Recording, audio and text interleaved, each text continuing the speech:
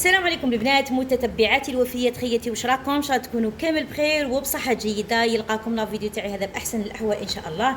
رحب بالمشتركات الجدد، نقول لكم مرحبا بكم خياتي، نورتوا القناه وان شاء الله تستفادوا من هذا القناه. اللي ماهيش مشتركه في القناه نقول لك حبيبتي فضلا وليس امرا اشتركي في القناه وفعلي زر الجرس على الكل باش يوصلك كل ما هو جديد من فيديوهاتي. البنات جيتكم بلون رائع، انا جايتكم يعني برنامج رائع من ميلونجات الصيف، يعني كل وحده واش حبه. بزاف اخوات طلبوني على البني، على العسلي، على النحاسي، كامل الوان الشعر، يعني كيما نقولوا الصيفيه. وكل وحده واش يجي عليها البنات، كل وحده واش تحب دير لاكولير. السمراء يجي عليها يعني كيما نقولوا العسلي، الذهبي، فهمتوا؟ هذو البنات يجي عليها المارون، كيما البلوندي يجي عليها كامل الالوان.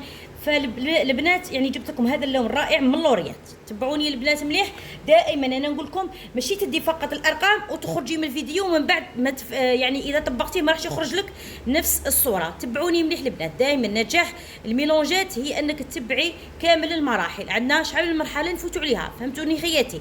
اولا هذا اللون قلت لكم البنات يناسب جميع الوان البشره. نروحوا للميلونج تاعنا البنات. عفوا قبل ما نروحوا للميلونج دائما حنا نروحوا للقاعده، قبل ما نروحوا للالوان تاعنا واش كاين عندنا في لوريات، حنا نروحوا للقاعده تاع الشعر البنات اللي شعرها طبيعي يخرج عليها اسود، قلنا اسود طبيعي، شعرها في البنيات في العسليات، اللي شعرها يعني فيه مزنجر. اخواتي يعني اللي يحبوا اللون هذا فيهم ليماج هابط ولا بالياج هابط، انا ما ننصحكمش ديروا الوان غامقه فوق الالوان الفاتحه. انا ماذا بيا زيدي ديري اللون فاتح يعني اكثر باش يباهي لك يعني وجهك، فهمتوني خياتي؟ نروحوا للميلونج تاعنا البنات. هضرنا على القاعده. شوفوا صحاب الحنه ونوار كوربو مستحيل، راني نقولها لكم البنات، هذا اللون ما يحتاجش انك ديري ديكاباج، راح يخرج لك فقط بهذا الميلونج. واش عندنا البنات في الميلونج تاعنا؟ راح ندو علبه كامله خياتي، علبه كامله من اشقر ذهبي اللي هو 703. ندو علبه كامله من رقم 12 اللي هو اشقر ذهبي، التقييم العالمي تاعو 703. واش نزيدوا البنات؟ نزيدوا معاها نصف علبه من رقم 22 اللي هو اشقر بندقي، ندو معها نصف علبه اللي هو 7.15. قلنا ندو نصف. واش نزيدو معها البنات؟ راح نزيدو ربع فقط من البني اللي هو هاوليكم بني فاتح، رقم تاعو 27، تقييم العالمي تاعو 7.35 اللي هو بني فاتح. شحال نزيدو البنات؟ ربع فقط. نخلطوا البنات الميلونج تاعنا مليح.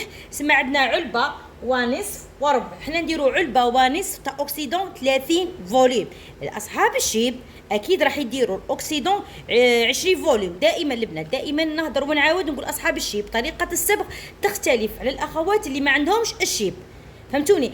بالمناسبه حبيت نحيي بزاف متتبعاتي اللي قالوا لي سوريا راكي تشرحي لنا شرح مفصل وشرح نتاعك سهل. الحمد لله يا البنات اللي راني نوصل المعلومه سورتو للحلاقات المبتدئات ولا حتى يعني الاخوات اللي يحبوا يصبغوا شعرهم في الدار. بالمناسبه كاين واحد الناس راهم يتبعوني منا، راهم حلاقات، راهم حالين قدامي يعني صراحه، وانا نعتبرهم اعداء النجاح. يعني سبحان الله يكرهوني غير هكذاك لانه انا انسانه يعني انسانه طيبه. علمتهم انا في الصالون تاعي، يعني والله حبيت نذكر هذه النقطه. انا نقول لكم ما ديروش الامان في حتى انسان. انا هذه الانسانه علمتها، درت فيها النيه، كانت تتعلم دات من عندي كامل اسرار المهنه اللي تعلمتهم انا بالملايين، راحت حلت مع انسانه واحده اخرى ودات كامل خدمتي. انا نقول لك اختي، نقول لك راكي ما راكي رابحه لا دنيا ولا اخره، وحسبي الله ونعم الوكيل، حسبي الله ونعم الوكيل فيك.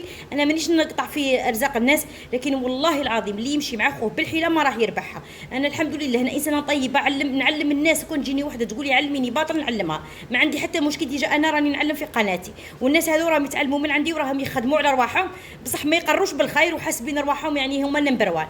نقول لك حبيبتي كامل كنا ما نعرفوش وتعلمنا والحمد لله، ولحد الان مازلنا متواضعين، مع انه انا استاذه في التعليم وعندي كما قال لك تعليم الحلاقه، اكيد استاذه في تعليم الحلاقه وعندي خبره 20 سنه. فالحمد لله الناس هي اللي تشهد لي وخدمتي هي اللي تشهد لي. نعاودوا نرجعوا لموضوعنا حبيباتي. قلنا عندنا علبه ونصف، ندو علبه ونصف قد الصبغه قد الاكسيدون. صحاب الشيب دائما الصبغ يبدا من الجذور. علاش؟ لانه الشيب عنيد ولازم نبداو نصبغوا من الجذور ومن بعد نروحوا للاطراف، فهمتوا خياتي؟ اوكسيدون دائما يكون 20 فوليوم. راح نعطيكم واحده التقنيه اصحاب الشيب، من بعد ان شاء الله ندير لكم كيفاش تصبغوا شعركم، يعني ديروا صبغه قبل اي ميلونج باش يخرج لكم اللون رائع، ويعني تضمنوا انه تغطيه الشيب راح تكون مضمونه 100%. فهمتوا حبيباتي؟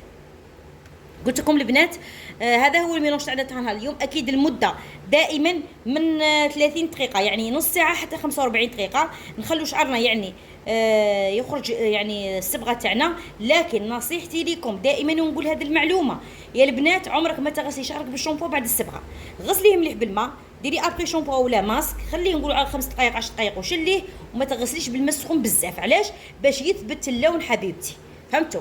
الصبيغه كي تكون جديده وتروحي ديري لها الشامبو وتروحي ديري لها الماء السخون، راح هذيك لاكولا كامل تعاود يعني الصبغيات اللي في شعرها راح ينسحبوا.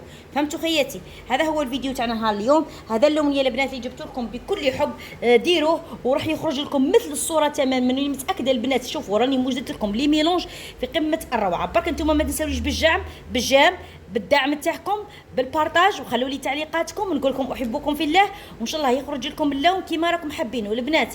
يعني انني نحاول قد ما نقدر اني ما نطولش في فيديوهاتي، لكن لازم نشرح ونعاود. فهمتوا حبيباتي؟ باش يخرج لكم اللون المطلوب. هذه يا خياتي نقول لكم استودعكم الله واحبكم في الله. سلام.